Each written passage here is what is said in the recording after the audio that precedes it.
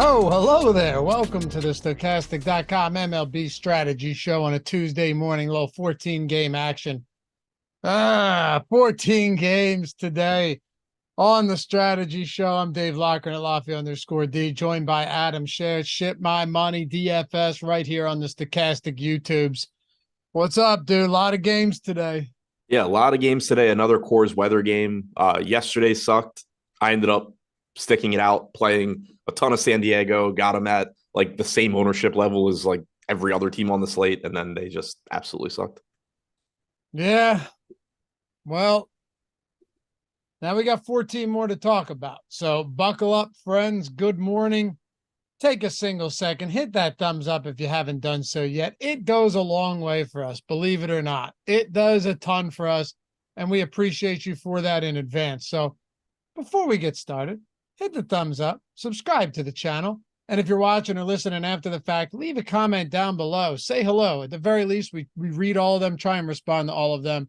But yeah. Oh, also, everything available in podcast form, whether it's Apple Podcasts, Spotify, wherever it is.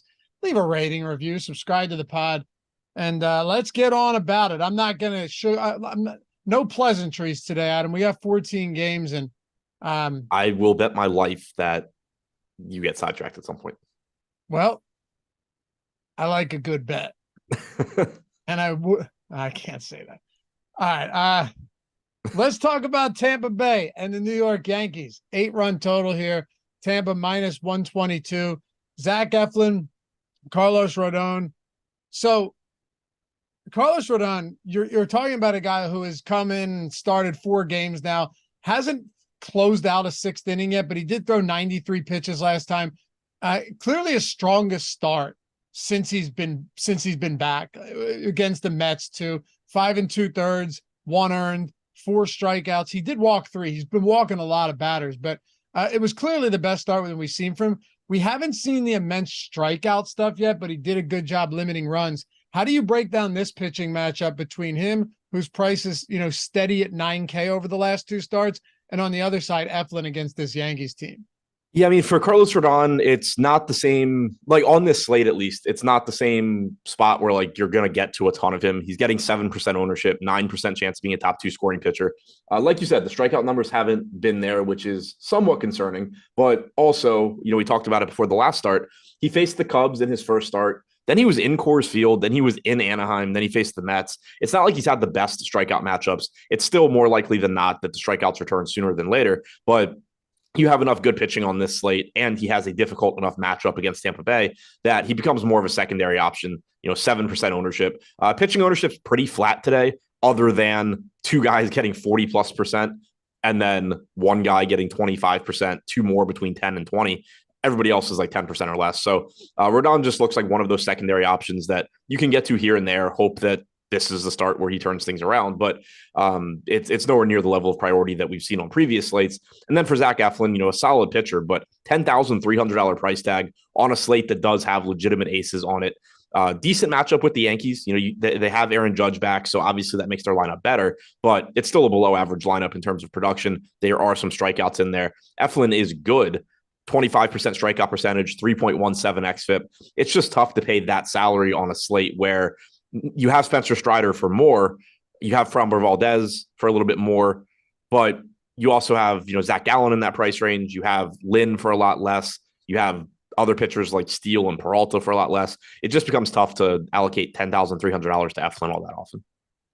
I know we're going to talk about it later in the show, but just look as we get into bats here with this game. Man, looking at the top stack percentages for all of these teams, it's San Diego right now at 23%. Nobody else is above 7. Yeah, it's a really flat slate in terms of offenses. San Diego, again, great matchup in Coors. May or may not work out, but everything else is very flat. So it's another slate where I think you're just going to get a lot of like, yeah, this offense looks okay. They have a 3% chance of being the top stack because that's kind of every offense other than the Padres. And that's why I mentioned it, because you look at Tampa Bay, 2% top stack percentage, Yankees 1.6% top stack probability. Neither of these teams getting any considerable ownership as a stack. I mean, you may not love Eflin or Carlos Rodon, but you definitely don't love bats on the other side. The only question now is Yankee Stadium. It's cooled off a bit in the Northeast. It's not 98 degrees every day, but is this one where you look to target any bats? Not really. Like you said, if you were trying to justify getting to it, it's simply the game is in Yankee Stadium and it's a good place to hit home runs. Carlos Rodon obviously hasn't been fully back to being himself, and Tampa Bay is a good offense getting a nice park upgrade. So I would look to Tampa Bay before I looked to the Yankees just because they are the better offense. But really, it's neither matchup is one that you're looking at and saying like, oh yeah, this looks really good. It's more so, hey, if one of these pitchers doesn't have their best stuff, this is a park that's going to lend itself to hitting a lot of home runs. Rodon has given up plenty of expected power so far. 283 expected ISO to lefties, 195 to righties, but you're talking about a total of like 330 pitches thrown. It doesn't mean a whole lot. So it's just two low probability offenses that do have upside simply because of the park they're playing in. Man, you're right. Pitching ownership is really flat too, Yep. which makes sense when you're getting top with the stack ownership being flat as well. But yeah, past the top two guys who we'll get into in a little bit at 40+%.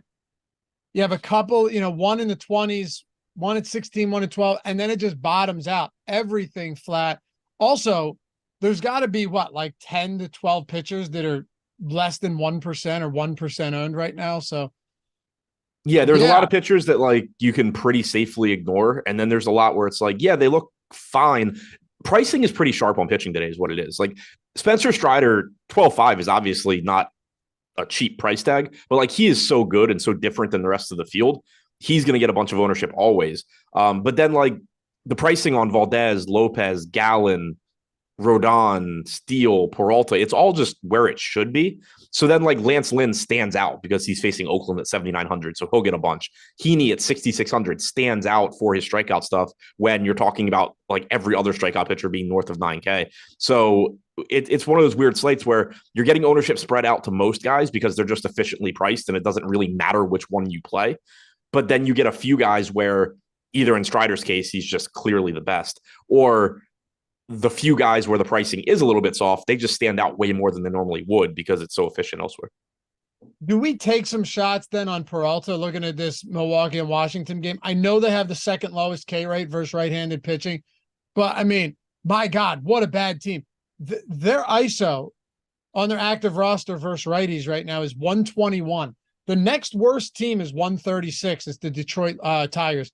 WRC plus versus righties for the Washington Nationals is 83. The only team worse than that is Colorado at 80. So they don't strike out, and that's an issue. 18.4% K rate versus righties. But Peralta, flirting with a 30% K rate and 28.5% K rate.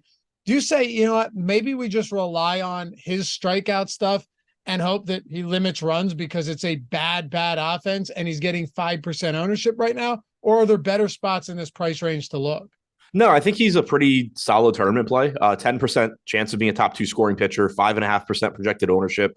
He's got good strikeout stuff. Third highest strikeout percentage on the slate at 28.3%, only trailing Strider and Lopez, 3.88 xFIP. He's a good pitcher overall. The concern, like you said, is that the Nats are a difficult team to strike out, but they are also a below average offense. It's not as hot on the East Coast, as you mentioned. It's supposed to be low to mid 80s in Washington, wind blowing in a little bit. So it all looks fine for Peralta. It's that the reason the ownership is as low as it is that you have so many pitchers on the slate and there's nothing really distinguishing like Peralta from Steele, from Rodon, from, Bryce Miller, all in that price range. You can obviously have your preferences on who it is, but they're going to look pretty similar in terms of projection, in terms of top 2 pitcher percentage. So you're just going to get that ownership spread out amongst them, but certainly a very high ceiling here for Peralta, just given his ability to rack up strikeouts and the lack of ownership that he's getting. Any interest on the other side of this one with Josiah Gray? Not particularly. It's just such a big slate. It is a good strikeout matchup. Milwaukee, a below average offense. They have strikeouts. Gray hasn't had the same strikeout ability this year that he did last year, but he has offset it by doing a better job of limiting power. So in some ways, he's been a better real life pitcher than he was in the past, but a worse DFS pitcher than he was in the past. At 6,500, if you get to him a little bit, across 150 lineups, I don't think that's a problem given that it is a nice matchup with Milwaukee, but there's just so many good pitchers on the slate. And also the inverse of that is, or not inverse, but as far as hitters go on a 14-game slate, there's just always going to be so many good value bats as well. You're frequently going to be able to get two pitchers better than Josiah Gray. But if you have to pay down, because of the matchup, he is at least okay. You have Johan Oviedo at 6,200 pulling 17% ownership against Detroit. So that's where most of the value ownership is going. If in some lineups you're just playing Josiah Gray instead of Oviedo, that is perfectly fine. Nats bats look wholly unappealing here. On the Milwaukee side, it's funny because I could tell you, I could be like, Adam, Milwaukee's got the fourth highest top stack probability on the slate. But you know, yesterday you and I were talking about applying context to all of this. It's the fourth highest, but it's like 1% within the 4 above it and the 7 below it. So it doesn't really, it doesn't really say much. They have a 4. They have the stack score is a 4, using our stack score in the stochastic top stacks tool, which is like 7th or 8th. But then you've got 3-8, 3-5, 3-4, 4-1, 4-2, 4-7, 4-7. It doesn't really say a whole lot about this team today. Right. And so they end up just looking like another middle of the road offense. For the most part, they're inexpensive. Yelich, Contreras, and Adames, the guys that you actually want to get to, are pretty expensive, but everybody else is pretty cheap. So from a stacking standpoint, you are saving a little bit of money there. They do have a 4.7 implied run total. Gray hasn't been great by any stretch this year. 4.94 xFIP, only striking out 20% of hitters, 1.1 home runs per 9, 166 expected ISO to lefties, 149 to righties. So again, he's not giving up the same power numbers. Like last year, he allowed a 270 expected ISO to lefties. This year, 166. He's added a cutter. It is helping to mitigate power, but this still isn't a pitcher that you're afraid to take hitters against. And so Milwaukee looks fine. They are what, 7th and 8th in stack score at 4. But again, there's 5 teams, including them, just between 4 and 5 in stack score. So like if you wanted to say that they're 4th, you could kind of make that case too. So yeah, they look fine. There's nothing that makes them stand out compared to other teams, but they're also in a pretty decent spot against Gray, and they're relatively inexpensive. Clayton Eskew, what's up, dude? Said, gonna be a lineup generator day for me. I'm not even gonna try and unravel all this shit. Well, it's actually, that's wise use of the lineup generator. And for those of you guys that aren't familiar with it, it's $4.48, right, Jordan, for the first week? Yeah, $4.48 for the first week.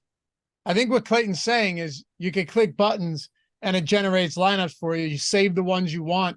You can discard the ones you don't like. The ones you like, just save them and upload them to CSV. Toss them straight into your contests on DraftKings or FanDuel. You can select your stack type on all of those, right? So like if you want 4-4 or 5-man stacks, or just click all stacks, it'll generate as many lineups as you want. And you can lock players, you can swap players. I always recommend not going too crazy on that. You've seen all the wins recently. Just a lot of big wins with the lineup generator from our users. Makes me feel confident talking about it in the first place, especially given that some of these are like quarter entry or mini max contests, you know, or 10-cent entries, turning that 10 cents into 1,000 or $1 into 2,500 on something that you paid $4.48 for the first week. You can select chalky lineups, balance, contrarian, all lineups, really play it however you want. Also, the coolest thing is Jordan will show you here on the screen. Once you generate lineups, you can see how chalky or contrarian every lineup is. This is something you want to pay attention to. And also what the optimal projection on all of these is. Adam, I think the best way to view it is that, like, we're simulating thousands of lineups. The shitty ones are already tossed, right, and we're only giving you lineups that are projected close to optimal. I mean, how would you put that? Not optimal, just that over a long run would be expected to make you money. So I kind of think of it like when, like I do the Sims video and you see those lineups and you get like the simulated ROI for those lineups. The lineup generator, it's not giving you the same like freedom as the Sims tool where you're putting in your own lineups and simulating them and all of that, but it's grabbing the lineups. It's grabbing lineups that, you know, have that positive simulated ROI and saying, hey, here you go. Right, for sure. And once you do that, once you save your lineups, you can see your exposure to all the players, right? So if you wanted to go in and change that a little bit, you could. You can see each lineup. It's an awesome tool, and it's less than $4.50 for your first week. So even if you're playing $2 a day, why not take the shot? If you hate it at the end of the week, fine. Yeah, you don't have to re-up. But for that price, even if you're only playing a couple bucks a day, to be able to go, okay, I'm playing a 20 max. Let me generate 20 lineups, throw them in there, and see if this is making better lineups than I am because my lineups aren't doing particularly well. One way to do it, lineup generator, 448. Link is in the description if you're trying to get that half off. Link is in the description. Link is in chat. So check those out if you haven't done so yet. And good luck, Clayton. I think it's a wise idea to take that approach today for sure. All right, let's go into the next one here. We've got Detroit and Pittsburgh. Matt Manning, Johan Oviedo. Detroit or Pittsburgh slight favorites at home. Oviedo right now is getting 17% ownership. That is interesting. Manning is getting no ownership whatsoever, but favorable park in Pittsburgh at PNC against the Detroit team. There are some strikeouts here. Like I said, second lowest ISO versus righties in the league, ahead of only the Washington Nationals. What are your thoughts on Oviedo when you look at the ownership, but then you look at that top 2 probability in the top pitchers tool at 5.6%? Yeah, it's one of those weird spots where I think he's a good play. It's a good matchup against the Tigers. He projects well. I understand why people are getting to him, but the ownership seems a little bit extreme just when you consider the volatility of baseball. Johan Oviedo is in a good spot. He's an okay pitcher, but you're talking about somebody with about a 20.5% strikeout percentage, 4.58 xFIP, just shy of a 10% walk percentage this year. He just can't be that much better than insert random other starting pitcher in his price range. So he should be the highest owned of the value pitchers because he is facing the Tigers and he is competent. But I'd said it before, there's no way that Johan Oviedo is a 4 or 5 to 1 favorite over somebody like Josiah Gray. Yeah, you should play Oviedo first. He projects better, but that's a really big gap there. You also can look to other guys where, Michaelis is at 4% owned at 6,900. Quintana is 1% owned at 6,100. Guys like that, even Matt Manning on the other side of this game at 6,900. None of these guys are markedly worse than Johan Oviedo. They just have a little bit worse matchups and are slightly worse in some cases than Oviedo. So I think he is the best value pitcher, but the ownership does concern me a little bit, just given, like you said, 5.5% chance of being a top 2 scoring pitcher. You compare that to some of these other guys. Josiah Gray, 4.5%. Michaelis, 4.5%. Quintana, 4%. Manning, 3.5%. The ownership should, I think, be flatter amongst these guys. Do you think Manning has any value at 6,900 against Pitt? Just in the sense that he's also inexpensive and capable of having a good start. He's been worse than Oviedo this year, 17.5% K percentage, 5.5 xFIP, but it is still a good park to pitch in. It's a decent matchup against the Pirates. The top of the order is solid. The bottom of the order, less so. So I'm not expecting to get much Manning, but he's definitely at least in that group where if you are trying, you have a popular team and you need a value pitcher, but you don't want to go to Oviedo, he's at least in that group where he's going to beat Oviedo more often than his ownership dictates. How about the stack score for the Pirates right now? It's clearly because they're getting, top value score. They're number 1 on the slate, only a 2.7% top stack chance, but they're tied for 4th in stack score today. And I know when you look at Matt Manning at this park, 262 x ISO against lefties this season, 175 against righties. He's allowing over 1.5 home runs per 9, and he's striking batters out at 17.6%. What do you make of that with Pittsburgh looking decent in the top stack score just because of that value popping up as their bats are really cheap?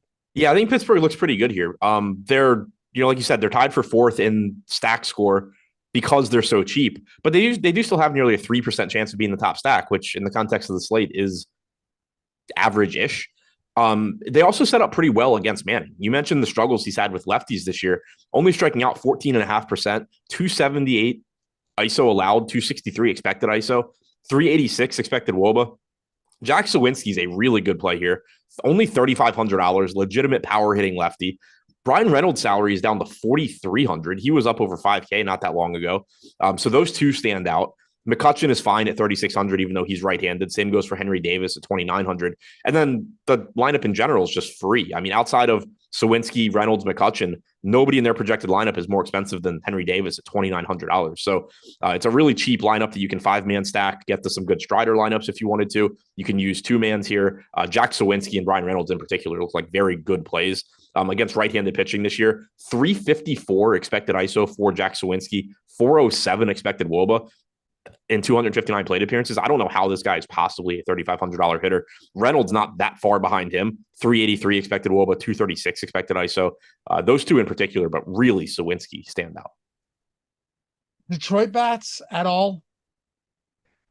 Probably not, just because there's so many games. Like, they still have a 4.4 implied run total. They could certainly still get there. They are cheap. I guess they're a reasonable pivot to the Pirates, but the Pirates aren't even getting that much ownership. Pirates getting 5%, Tigers getting 2%. Yeah, I mean, Riley Green at 4,500 looks okay. The problem is just that Riley Green's more expensive than everybody on the Pirates.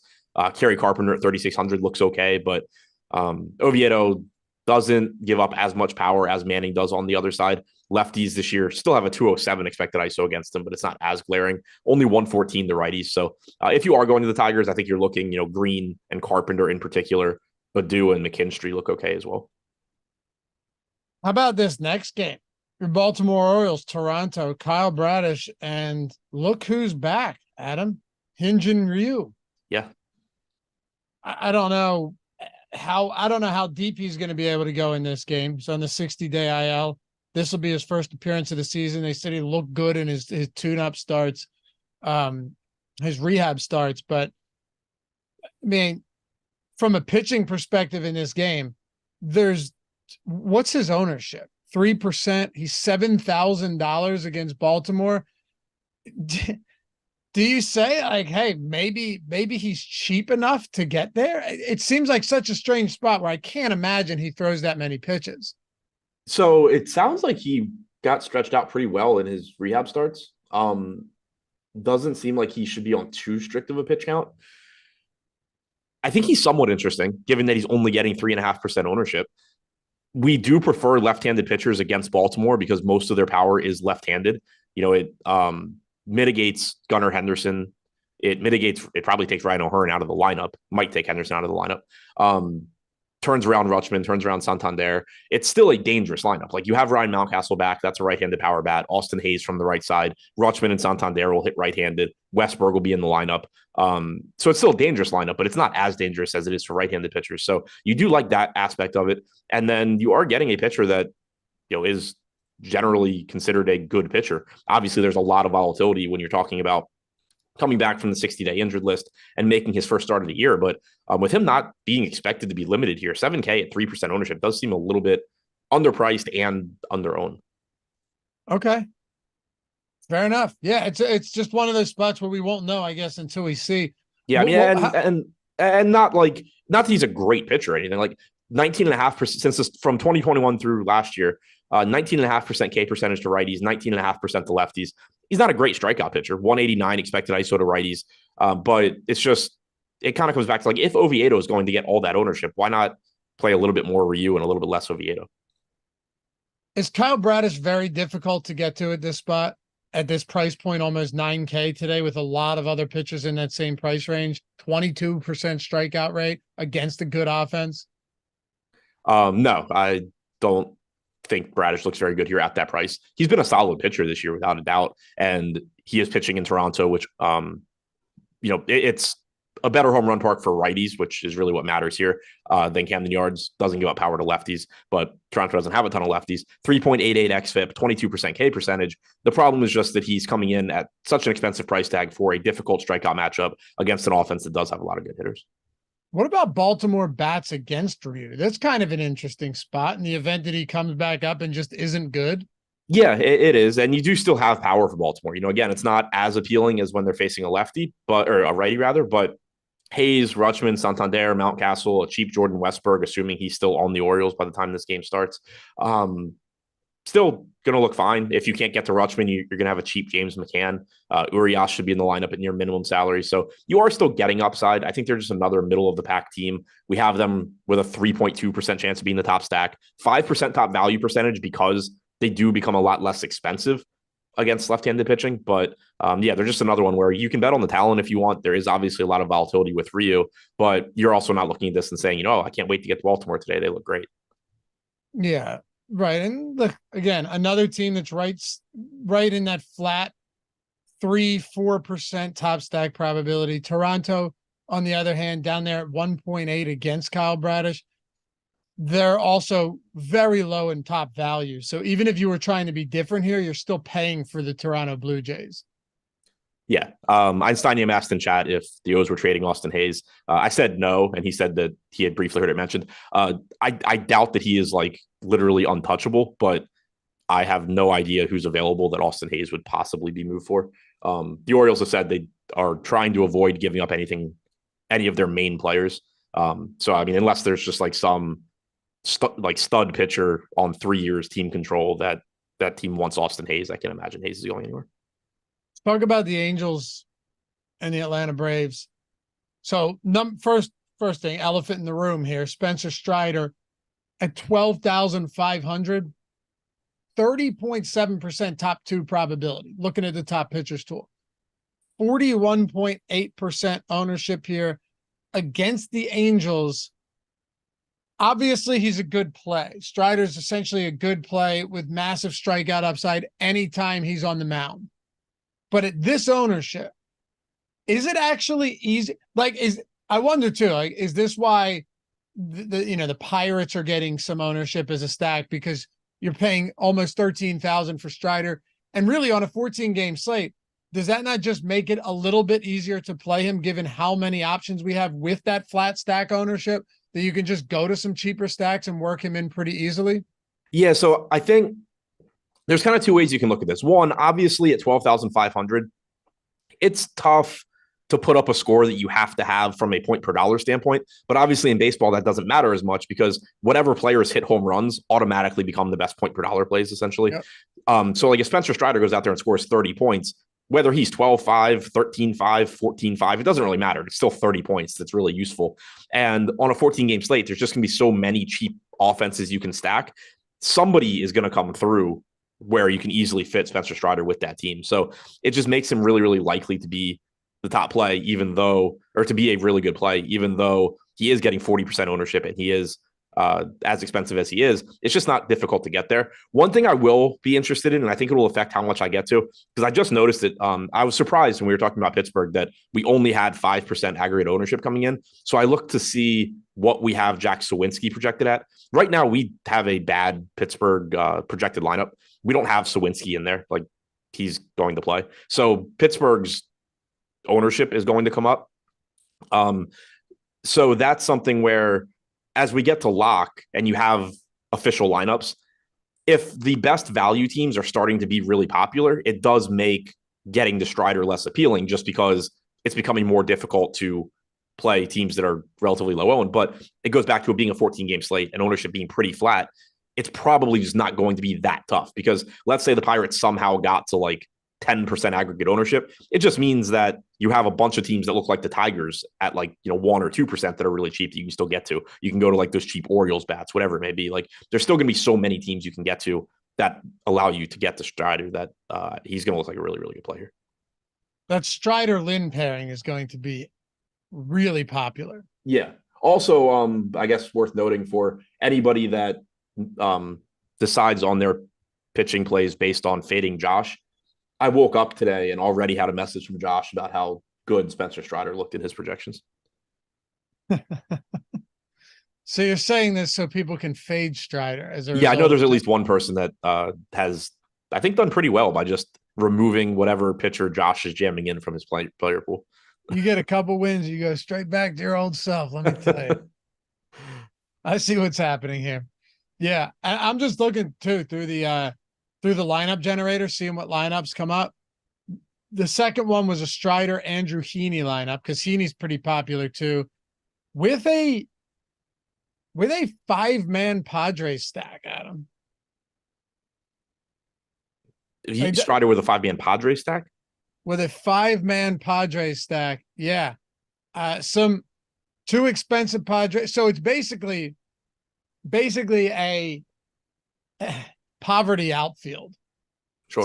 straight. It's an interesting lineup though, because it has Bogarts, it has Machado, it has Kim, Cronenworth.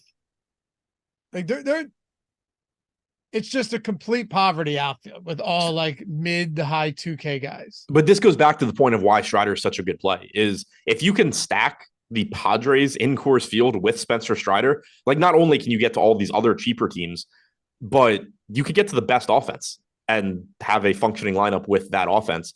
So it just goes back to like, there's no real trade-offs. You're not being put in this, like, I'm sure you can't get to the Braves and Strider, but like, you're not really being put in a situation where you have to choose between good bats or Strider. Right. If you're just going to have to go with, a handful of discounted bats. But if Strider pitches well, then pretty much the winning lineup is just Strider plus whatever offenses did well. Yeah. Right. The next lineup, I've only generated 3 lineups. 2 of them have Strider and Heaney. Here's a 4-4 Padres Rays.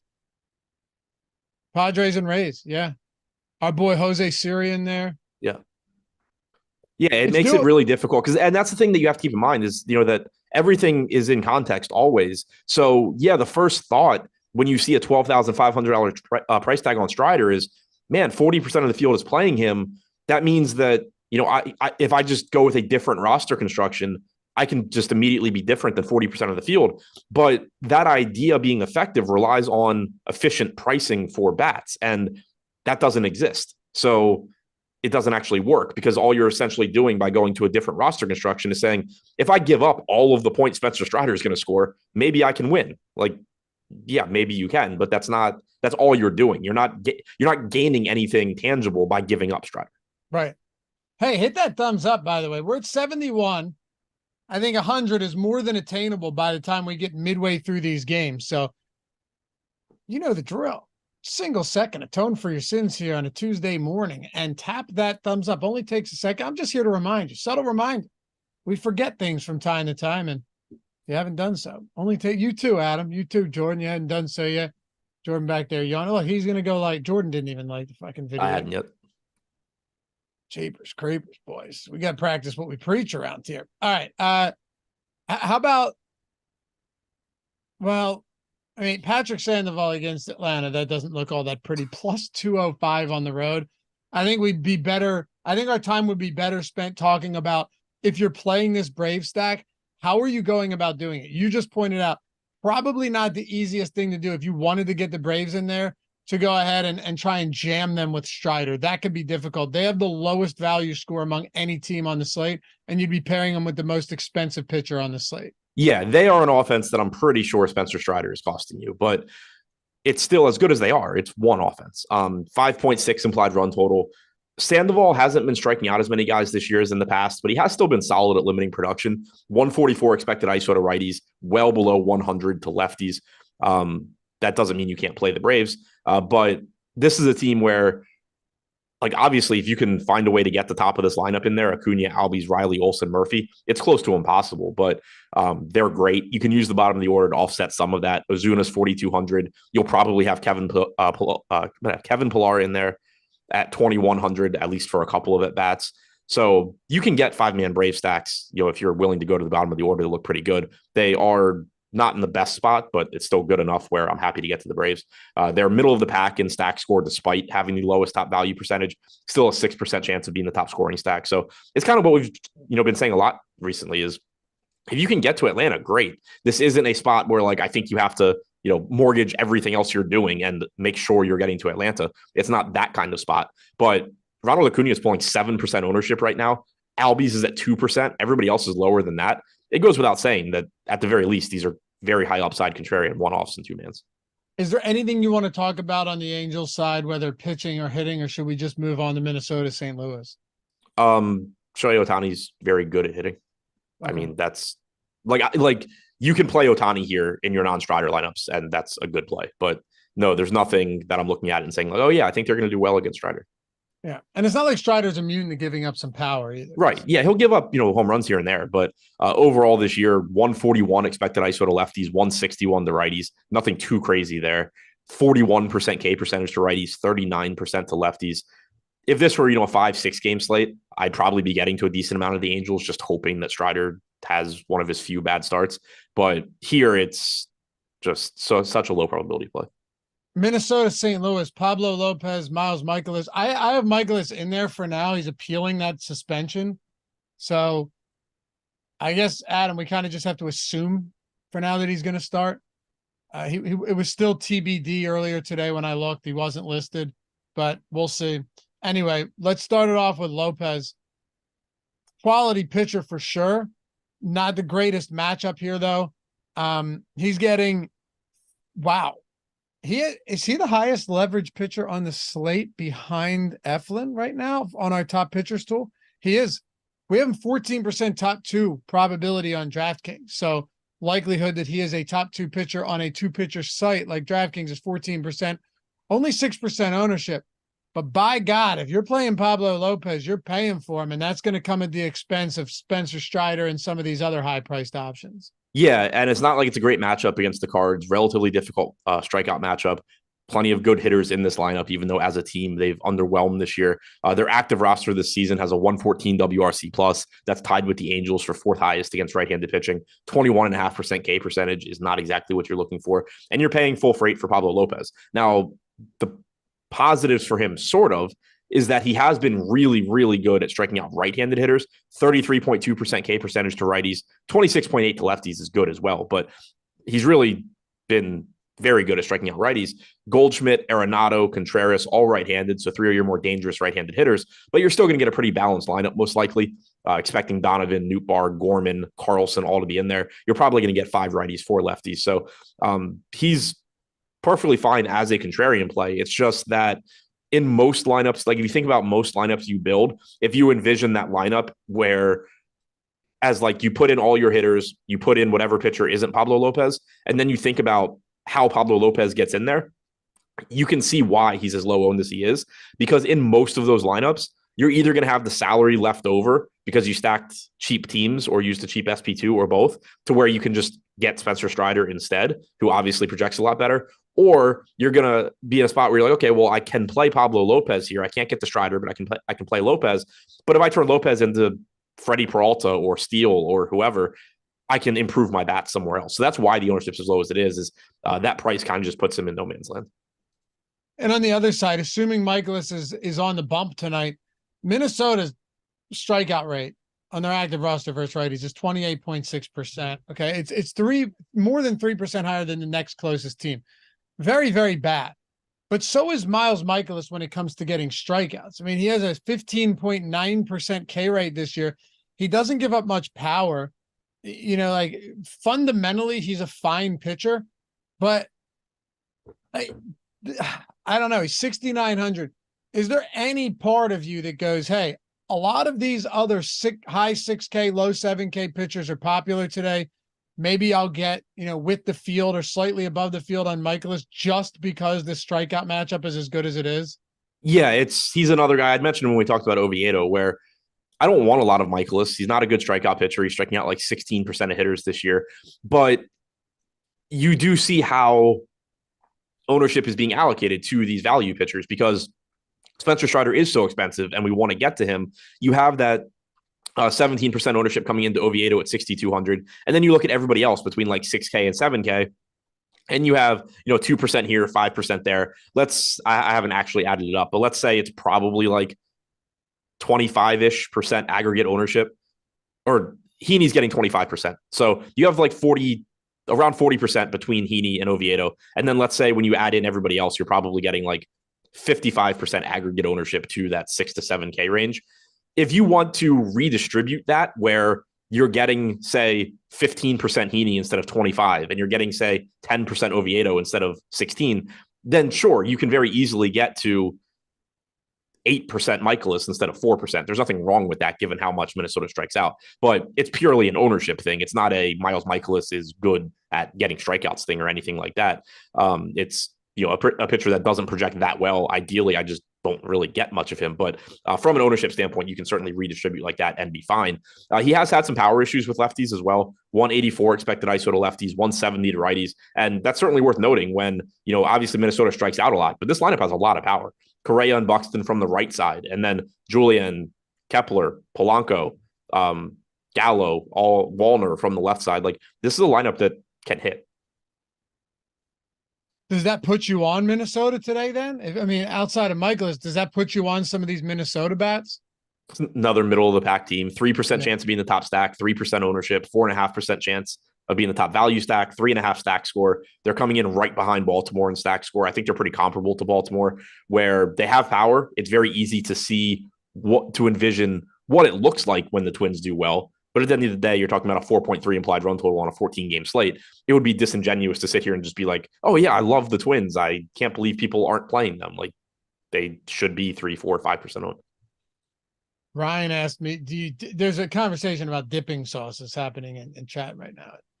He asked, do I dip the fries in the sweet and sour sauce at McDonald's? Really good. Yeah, dude, of course. I've been trying to stay away from McDonald's. The next morning is just brutal for me. But yeah, of course. Dude, if I go to McDonald's for breakfast and I get an egg McMuffin and a hash brown, I ask them for 2 sweet and sour sauce. And they think that, like, they don't even know what's going on because I guess no one does that. So I'll get there and there'll be like 4 packets of Sweet and Low in the bag. And I didn't even order coffee. So yeah, of course, dude. If anything I get from McDonald's, sweet and sour is coming along with it. It's just the way it is. Yeah, Red Skittles is far off on this one. Anyway, St. Louis bats are and I win. No, that doesn't count. That was 30 seconds, bro. That does not count. That's like the same thing as you talking about a Baltimore trade that no one gives a shit about 20 minutes ago. I was going to counter that chat brought it up, but chat also brought this up. That's what I'm saying, dude. Yeah. I'm just answering questions, being a man of the people around here. Any other bats from this game you want to move on? No, nothing in particular. I already said my piece about Minnesota. All right. Does not count, Liebman. Nope. Does not count. We're tracking nice here. All right. We got 6 down, a bunch of these to go. Before we do though, you guys, if you signed up for Sleeper, you already got your first match deposit bonus, 100% up to $100. Pick'em format that they've designed is different than any of the others. And I've said this a million times, but it's worth repeating. They engineered this with the dynamic pricing. So now, especially, man, with football season coming up, now, if you wanted to take and you wanted to enter something into your card where, you know, you can up to 100x on Sleeper, you can go up to 8 legs, all of that, right? Instead of just getting like strikeouts or hits or RBIs, right? Just like clear, similar odds on each side. Now you can take home runs and throw them in your cards, doubles, stolen bases. Just think of what you're going to, especially for those of you in non-legal betting states looking to scratch that old itch. Think about what we're going to have for football. This is something anybody should be excited for, especially considering you're getting $100 free. You put $100 in, you just turned it into $200. The best type of money out there is free money. You don't pass it up when it stares you in the face. We're going to have touchdown props, not just for like Derrick Henry, you know, or Austin Eckler, where it's, again, minus 115 to score, even money to score. You're going to have the ability to grab touchdown props on Sleeper for guys that might be plus 350, plus 400, because they just add multipliers to it. So like if it's take a random guy, you know, Rashad Penny we'll use as an example. If he's plus 400, you'd get the 4x multiplier over on Sleeper. You know what I mean? If you took the no on that, you're not getting good odds at all, just like it would be at a traditional sports book. So now you can parlay that type of action into these cards, make monumental type of cards with huge payouts, and have a lot of fun with it. So if you're not at Sleeper yet, oh, and even if you're there, like even if you played fantasy there before, you sign up use the link in the description or in the chat. You sign up, you're still getting the full 100% deposit bonus. It doesn't matter if you're already there for fantasy. Their pick'em platform is totally different. So don't think that you're excluded from this if that is the case. And if you do decide you want to check this out, very cool format with dynamic payouts, up to 100x payouts as well. You guys already know we put free content out here every day. Try and put the best content we can. If you decide to, we appreciate you use the link in the description or chat. That stuff helps us keep the lights on, and it supports us in a huge, huge way when you guys sign up to these things through us. But yeah, you're getting the 100% first match deposit bonus up to $100, double your bankroll out of the gate, start winning some money, especially with football right around the corner. All right, let's keep it going here, Adam. Next one. We've got ourselves a little bit of action between the White Sox and the Texas Rangers. Jesse Schultens and Andrew Heaney. Heaney popular today. I already mentioned he's showing up a lot when I was running lineups through the lineup generator. How do you want to approach a guy like this in a pretty decent matchup? He's one of the more enigmatic guys out there. You never know what you're going to get from him, but the strikeout rate and the price point are going to put him squarely in play today on this slate. Yeah, it's another one of those tricky spots to talk about where he's clearly mispriced, especially in the context of a slate where most of the pitchers are correctly priced, give or take. It's an okay matchup with the White Sox, 3.7 implied run total. Heaney doesn't have the same strikeout stuff he did with the Dodgers, but he still struck out 23.5% of hitters this year. At the same time, he's getting 25% ownership, and you're still talking about somebody with a 4.68 xFIP, 1.7 home runs allowed per 9 innings. He hasn't completed 6 innings in a start since the end of May. So there's obvious concerns here, and his projection is better than anybody else in the price range. He deserves to be the most popular for that reason. It's just that from a range of outcome standpoint, he probably is getting a bit more ownership than he deserves relative to other pitchers, because there is still a high percentage of the time that he's going to just give up several home runs to Jake Berger, Luis Robert, Eloy Jimenez, those guys, Andrew Vaughn. Obviously, those guys can do damage against him. There's also a high percentage of the time that he's just going to be inefficient with his pitches, give you 5 innings, 6 strikeouts, 2 earned runs, like 14 fantasy points, and be kind of entirely useless in the context of the slate where he's not good, he didn't help you, he's not bad, he didn't hurt you, he just didn't matter. There's so many of those games in his range of outcomes that he probably shouldn't be rostered by a quarter of the field. But then at the end of the day, it comes back to it's a 14-game slate. So you're going to end up, most of your teams are going to be stacking, most of your lineups are going to be stacking teams that just aren't that popular and that you don't necessarily need to then also sacrifice projection from Andrew Heaney. So like, I get why he's 25% owned. I assume I'll be in like the 20-ish% range, 20-25%. I'm interested to see where it shows up in the Sims tool later, but he is going over owned from a range of outcome standpoint, but he is also clearly the best projected pitcher in that range. Can we just skip over Jesse Schultens in Texas against the Rangers? Absolutely. Okay. To put a little bit more context on Heaney, right now we have him at 15.6 DraftKings points. We have Carlos Rodon at 15.8. We have Zach Eflin at 15.9. Freddie Peralta's at 16.5. So, $9,400 Freddie Peralta, great strikeout upside, all of that is projected for less than 1 point more than Andrew Heaney. All right. Yeah. Heaney's projected for about 1.5, a little over 1.5 points more than Oviedo. And he's getting how much more ownership? 25 to 16. Damn. Okay. Yeah. I mean, people are going to be starved for those cheap pitching options today. That's all it comes down to. Right. And when you look at the cheap pitchers, there's plenty of guys that, are good enough they can have a good start. But if you're thinking about just strikeout upside and who you're pairing with Spencer Strider, Heaney gives you strikeout upside that Oviedo, Michaelis, Manning, whoever else you're going to in this price range just can't. Yep. What about Texas bats today? I think they look pretty good. They're relatively expensive, but they're still 6th in stack score right now. 5% chance of being the top stack, 7% aggregate ownership. Nothing really to be concerned about in the matchup. 5.4 implied run total. Limited sample for Schultens this year. No power allowed to lefties, 186 to righties. Don't expect him to go particularly deep into the game.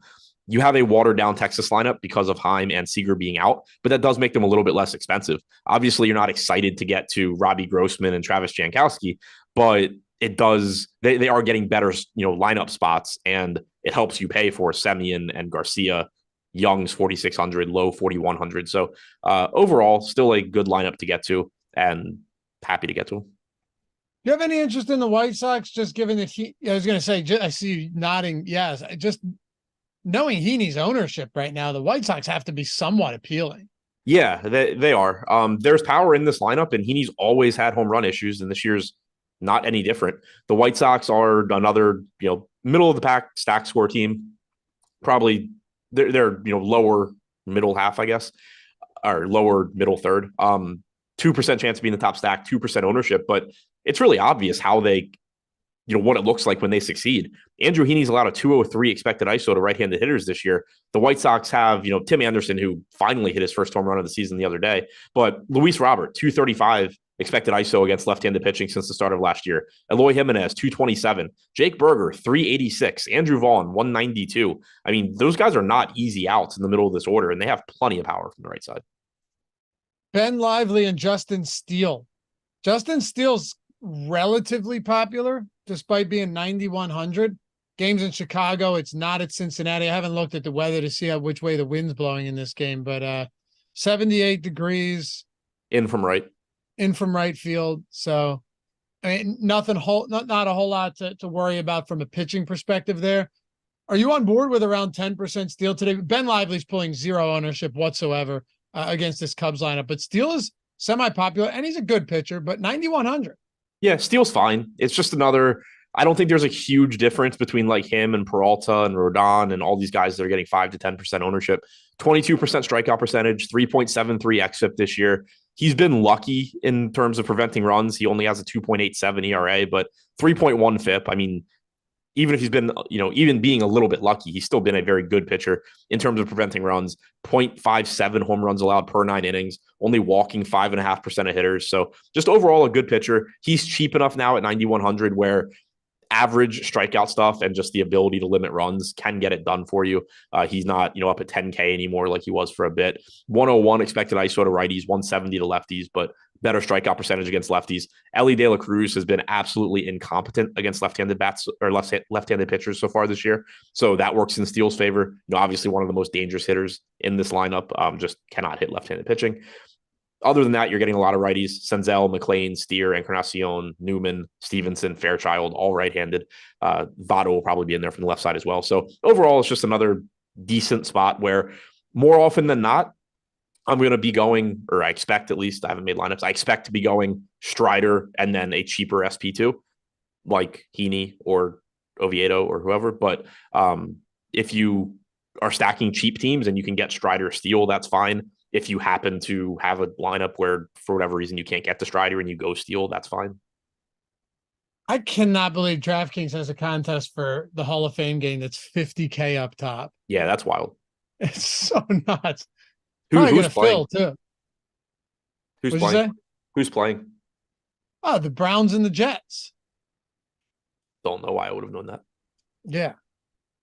And it doesn't matter who's playing even. It's the it's a Hall of Fame game. No, I was trying to think if there was a chance that we could get a running back playing in the fourth quarter that then falls 2 rounds in best ball. Thinking Josh Jacobs style here. Yeah, maybe we can get some 5th round Nick Chubb. Yeah, it's possible. What about bats for the Cubs in Cincinnati? Trying to work us through this one quickly since there's so many games today. Yeah, I mean, Lively's had issues with lefties, 228 expected ISO, 349 expected WOBA. Bellinger is in a good spot. 5,200 is a hell of a price tag to pay for him. I prefer Ian Happ at 3,500.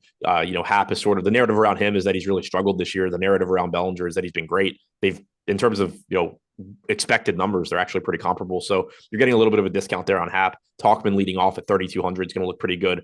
You can always get to guys like Swanson and Horner, but Bellinger, Happ, Talkman in particular look pretty nice.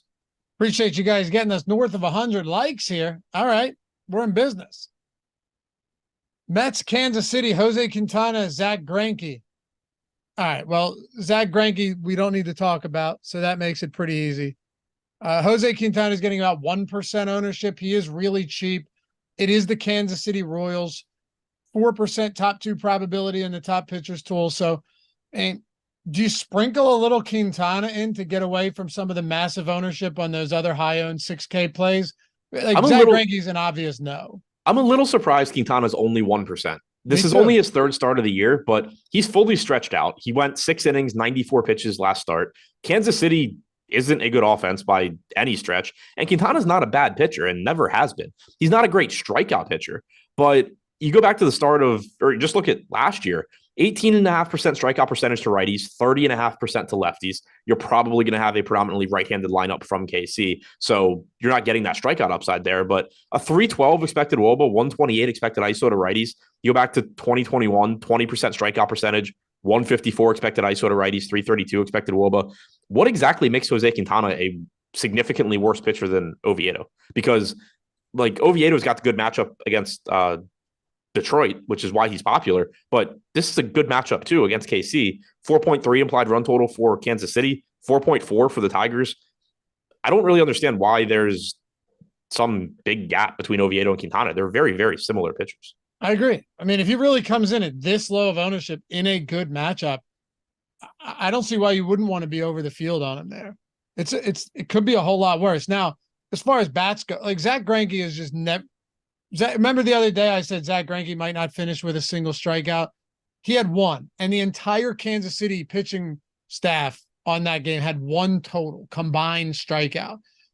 That's what you get from Zach Greinke at this point. But on the other side of this, the New York Mets, second highest top stack probability at 7.2%, 8.5% aggregate ownership, second highest stack score in the top stack tool as well. You guys already know too, 50% off all of our tools, link in the description. If you wanted all of these, not just for baseball, but for every sport, play it how you will. You can do a week, a month, one sport, any sport, all the links to everything in the description or in the comments that Jordan can throw in chat.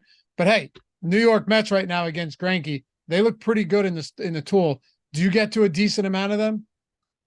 Yeah, I think they look pretty good. The only thing I don't like here is the park. It's not great for power, and the wind is blowing in a little bit as well. But yeah, I mean, obviously one of the weaker pitchers on the slate, only a 12.5% K percentage to lefties this year, 230 expected ISO, 384 expected WOBA, 180 expected ISO to righties. So it's not like you're going to sleep on Pete Alonso and, not play him or Francisco Alvarez, but Nimmo left-handed, Lindor, McNeil, Vogelbach, Beatty, these guys all from the left side against Greinke. It looks good for him. Kansas City bats against Quintana. I want to say no. I mean, I probably will just because that's what I do. But Bobby Witt, Salvador Perez, same speech I always give about KC. Two of the highest upside shortstop / catcher options. Garcia's cheap leading off. Olivares is cheap at 2,600. So they are an okay stack in that they get you Strider. They're going to get you good one-offs or mini stacks around them, but not a particularly high probability spot. Cleveland and Houston, too. You've got an 8-run total in this game. Cleveland plus 160 on the money line in Houston. Gavin Williams on one side, and on the other side, Framber Valdez, 6% ownership. He has, this is similar to Pablo Lopez in that they have positive leverage, but it comes like, yes, of course they have a higher possibility of being one of the top two pitchers on the slate because they're two of the better pitchers, the best pitchers on the slate. They're very expensive, but that comes at the expense of Strider if you're paying 11-1 for Framber Valdez. So what would the logic be here? Just to be wildly different and hope Valdez has a huge game against a Cleveland team that doesn't really strike out much? Yeah, I think it's two different. There's two ways you can get to Valdez, and it's very similar to what we just talked about with Pablo Lopez. One way is just I have a 5-man stack. I have a lineup where I have the exact hitters that I want. I have $11,100. I do not have $12,500. Valdez is still a very good pitcher. Obviously, He can have a good game. So that's one. And then the other one would be Valdez is one of the best starting pitchers in baseball, and he's getting 1/6 or 1/7 the ownership of Strider. From a range of outcome standpoint, sure, he's going to win more than 1 in 7 times, but those are both not going to happen all that often. And I do think I still prefer I would expect most of my Valdez lineups to be, this is the lineup that I have. I have everything I want. I can only afford Valdez, as opposed to be actively trying to pivot Strider to Valdez, because as good as Valdez is, they don't have the same range of outcomes. Valdez still has a very high ceiling, 26% strikeout percentage, 3.1 xFIP. He's a really good pitcher, but you're talking about somebody in Strider that strikes out 40% of the hitters he faces. Strider is just going to give you those 10 to 15 strikeout games so much more frequently than Valdez is. How about Houston? Only 2.8% top stack chances, 2% ownership, very low top value score, which is why they're not scoring particularly high in the stack score as well either. Gavin Williams allowing right around the home run per 9 in the 7 starts that he's made since being brought up. Striking batters out at 19.7%. Is this kind of just like a neutral spot for you on both sides? Yeah, pretty much. Gavin Williams is a top 100 prospect. He has good stuff. He hasn't had a lot of success so far in his limited time in the majors. He's only struck out about 20% of hitters, 5 flat xFIP. Dangerous matchup against the Astros. I'm not really looking to get to Williams. But on the other side, he hasn't given up a lot of expected power. 134 expected ISO to righties, 137 to lefties. Clearly, you can play the Astros. Like Yordan Alvarez, Kyle Tucker, they're always fantastic plays. Altuve, Pena, Bregman, Abreu. It's a really high upside, good lineup, but we have plenty of those on a 14-game slate. 4.6 implied run total for Houston is very similar to the implied run total for the Pirates, for the Brewers, and these teams are just so much less expensive. So the problem and the reason that the Astros are somewhat difficult to get to, even though they do have such a high ceiling, is that, and again, implied run total isn't the end-all be-all of things, but it does do a decent job of simplifying this.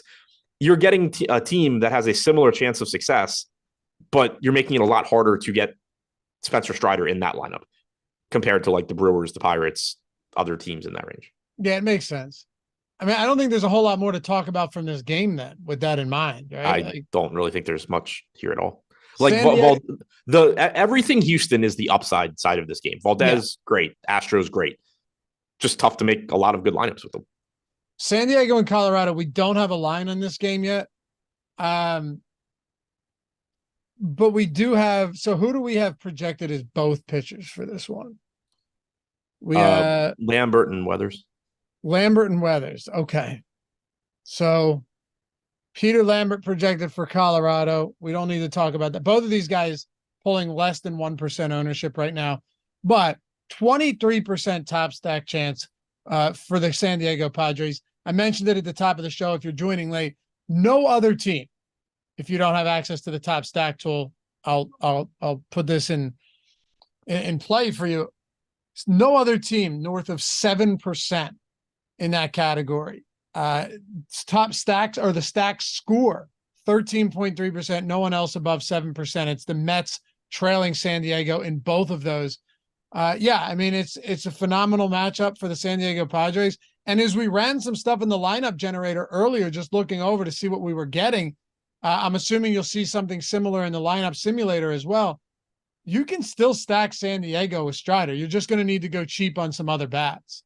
Yeah, they still look good. We have weather concerns again tonight. Doesn't, at least right now, I don't think it looks quite as bad as yesterday. And we saw it yesterday. Colorado historically is one of, if not the most patient teams when it comes to rain. Like generally when they postpone their game, it's because like you're seeing the dugouts flood basically. So we saw that they waited it out and then they played in rain yesterday. My assumption here is going to be, as long as it's not like very obviously going to get rained out, I probably will just stick with getting to bats in this game. People haven't been going to to Coors all that much recently. Obviously yesterday the weather played some role, and maybe it will again today in ownership. They were popular, but not problematic. Like Tatis was 16% owned yesterday. There were a lot of sub 10% guys on the Padres. They were pretty comparably owned to the other top stacks yesterday, even though they had a better chance of success. We saw with the A's when they were in Colorado recently, I'd be getting to like a lot of A stacks and think that I was just playing chalk Oakland, and then they're coming in like in line with other teams. So I'm not really that concerned about the ownership here. They will probably be the most popular team, especially if it is clear that they're not going to get rained out. But you just still have a great matchup here. Tatis, 6,500. He's expensive, but obviously it's Tatis. You're happy to get there. Soto's over 6K. You have two more guys in Machado and Bogarts, 5K to 6K. Then everybody else is less than that. So to your point, you can get this stack with good pitching. You can get this stack and pay down at pitching and get, to better hitters in it. There's a lot of ways you can get here, and they're just going to look like the best offense. And then on the other side, it's not a bad spot for Colorado either. It's just bad hitters on Colorado. They don't have Crone anymore. They don't have Grichuk, two of the guys that you would really want in this spot against Weathers. 183 expected ISO to righties this year. So going to the Rockies, it's going to be more so they're probably not going to get that much ownership, and they are still playing in cores. They are also cheap. So you can definitely get some good Spencer Strider lineups around this team. But Colorado, we don't have the line. My expectation is that they come in more in that like 4.6 to 5 implied run total range, where they're similar to a lot of other teams. The reason that they're not showing all that high in the top stack or in the top stacks tool, obviously we don't have a line yet, but I think to your point, I expect them to be right in that middle range as well. It's not because Ryan Weathers is good. No. The guy has striking batters out at 14.8%, 6% K minus BB rate, 1.81 home runs per nine this year with a 5.29 xFIP. It's just that Colorado's so bad. But, sometimes in these situations, Adam, something has to give, right? Like, either the bad pitcher ends up against the bad offense ends up being bad, or the bad offense against the bad pitcher ends up being bad. But one of those probably plays out tonight. Yeah, exactly. Like, it's not a good offense at all. If you're going to Colorado, it is simply they're facing a bad pitcher, they're cheap, they're in the best hitters park in baseball. When you talk about the Padres, it's like, oh, these hitters are really good and they're facing a bad pitcher in the best hitters park in baseball. But yeah, I expect Colorado to, in terms of chances of success, be in that same ballpark with like the Pirates, the Brewers, other teams like that. Brian Bayo and Bryce Miller. So Bayo getting no ownership here.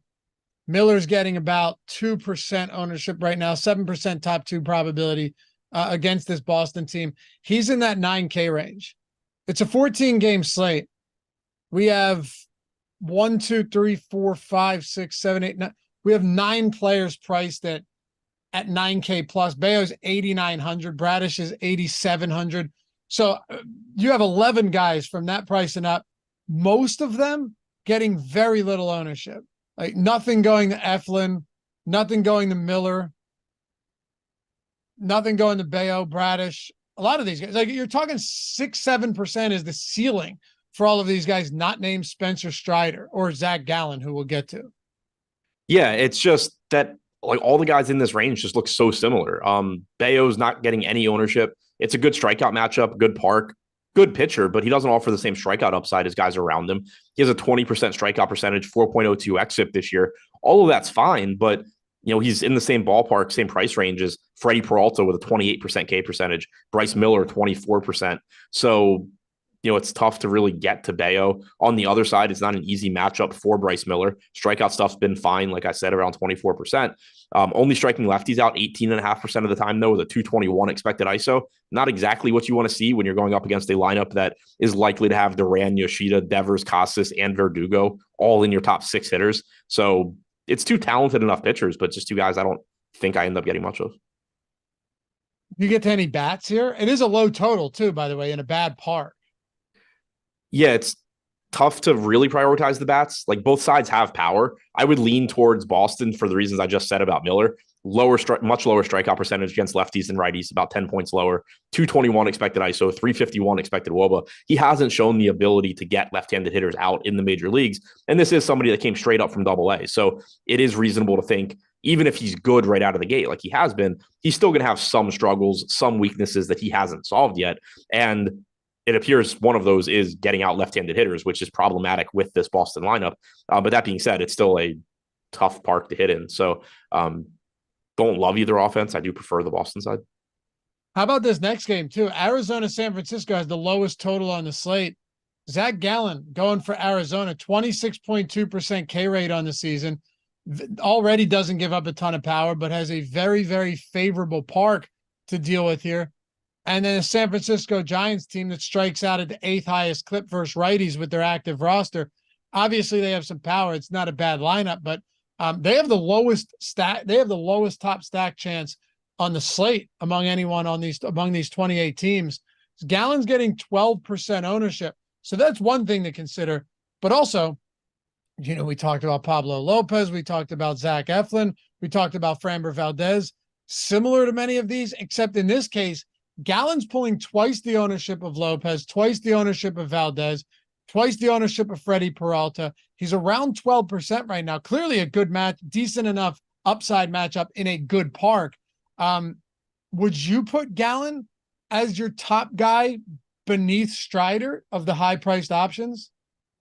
Yeah. Okay. So I think he's similar to Valdez and Lopez, but the difference here is, one, he's a little bit cheaper. And 2, he does have the better strikeout matchup. St. Louis active roster, 21.5% K percentage against righties. Cleveland, we know, is impossible to strike out. 17.8% K percentage on their active roster against left-handed pitching since the start of last year. Giants are at 23.7%.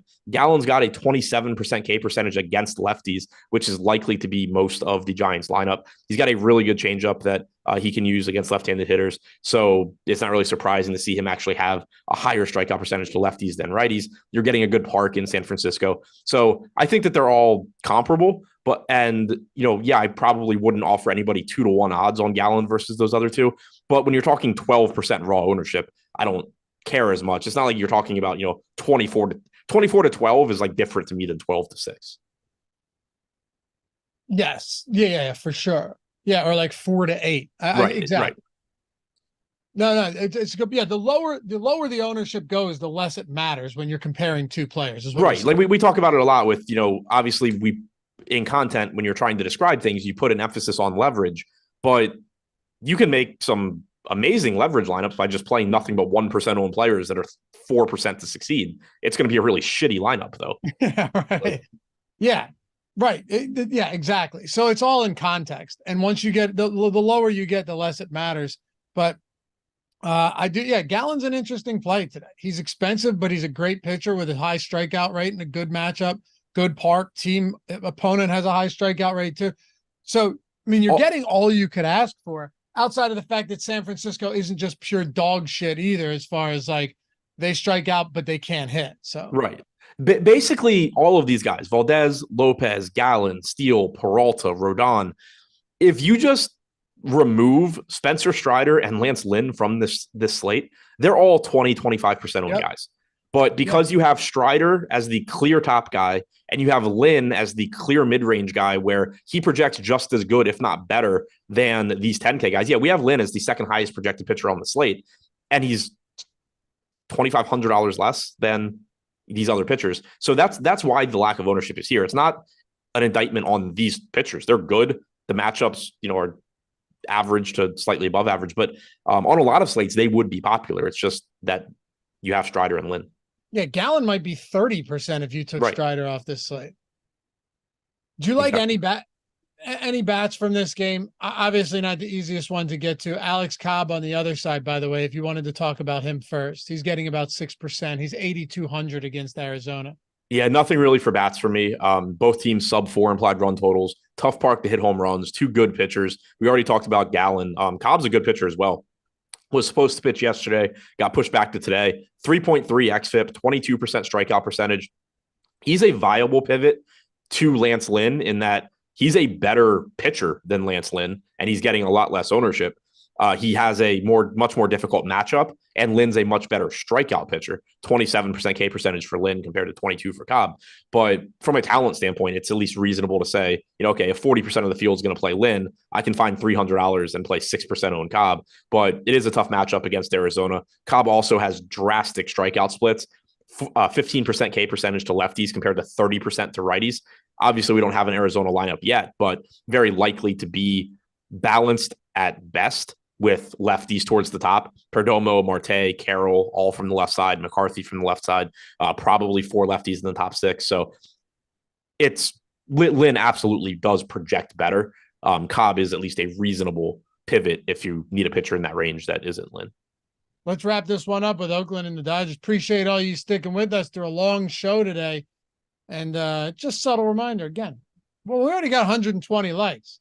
I don't want to get greedy here. We're putting up decent numbers today, but if you forgot, you joined late and you feel like adding to the tally to help us out here on YouTube goes a long way, take a second, hit that thumbs up. Oakland and the Dodgers. Ken Waldichuk is who we have projected. It looks like it's not official yet on MLB, but Lance Lynn on the other side. I don't really think it matters who's pitching for Oakland. You're not going to be playing them anyway, but Lance Lynn, 43% ownership. Dude, that is, I mean, could you ask for a better matchup for your Dodgers debut? You could ask the A's to have more right-handed hitters since he's incapable of getting lefties out. Yeah, and he gives up a fuck ton of power to lefties as well. But if you had to face lefties, you'd probably rather face these A's lefties. Yeah, exactly. I mean, it's a great spot. And the big thing here from a DFS standpoint is that he's $7,900. So yes, he has a glaring flaw where lefties have a 377 expected WOBA, a 257 expected ISO against him this year. He still struck them out nearly 23% of the time. That's not nothing. He's striking righties out 30.5% of the time, but he's still capable of getting those strikeouts. The scary thing is when you look at Oakland's projected lineup, obviously it's not good, but Tony Kemp, JJ Bleday, Seth Brown, Cody Thomas, Tyler Soderstrom, all likely to be in the top 6 from the left side. So again, most of them are not good, but they are left-handed. They are in a park that plays up power in general, especially, compared to Oakland. That's the scary spot for Lynn. But again, it's just mostly offset by the fact that he's such a good strikeout pitcher. He has the 4th highest strikeout percentage on the slate behind Strider, Lopez, and Peralta.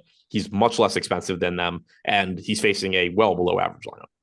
What about some A's bats though? Like let's just go along with this for a second, knowing because you and I have spent way too much time in the past talking about how much Lynn has struggled against lefties, particularly lefty power.